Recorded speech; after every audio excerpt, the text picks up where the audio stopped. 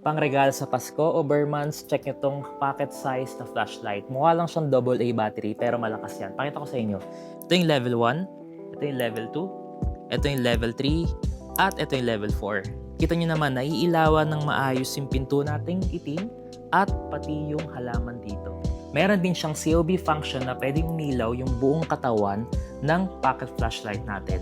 Meron ding warm mode. At kapag pinatay natin yung ilaw, nagiging glow in the dark siya.